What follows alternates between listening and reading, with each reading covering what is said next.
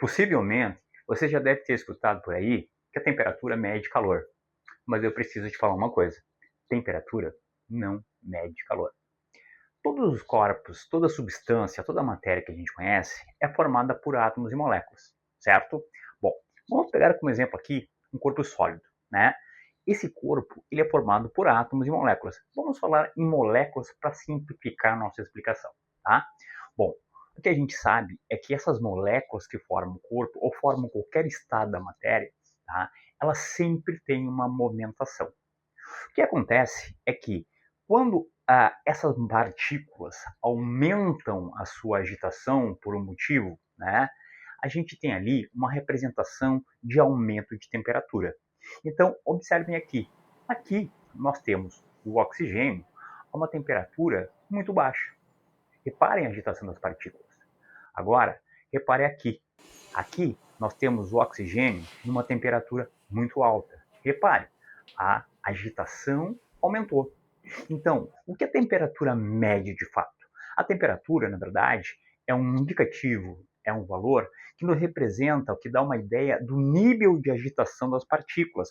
A gente fala, de certa forma, né, de um modo mais formal, que a temperatura nos dá uma ideia da energia cinética média das partículas. Ou seja, quanto maior a agitação das partículas, maior será a temperatura. Quanto menor a agitação das partículas, menor será a temperatura, certo? E aquele número que nós verificamos no termômetro, de certa forma, direta ou indiretamente, dá uma ideia desse nível de agitação. Portanto, temperatura mede nível de agitação de partículas. Agora, o que vem a ser o calor? Bom, o calor acontece da seguinte forma. Primeiro, a gente precisa entender que o calor não é algo que está no corpo. Como assim? Explico. Aqui nós temos uma situação onde nós temos dois corpos, A e B, certo? Cuja temperatura do corpo A vale 100 graus Celsius e a temperatura do B vale 20 graus Celsius. Nós colocarmos esses corpos próximos, né, ou até mesmo em contato, a gente vai perceber que com o passar do tempo, a temperatura do A vai diminuir. Em contrapartida, a temperatura do B vai aumentar. Por quê? Porque, na verdade, nós teremos aqui um fluxo de energia térmica que ocorre justamente pela diferença de temperatura entre os corpos.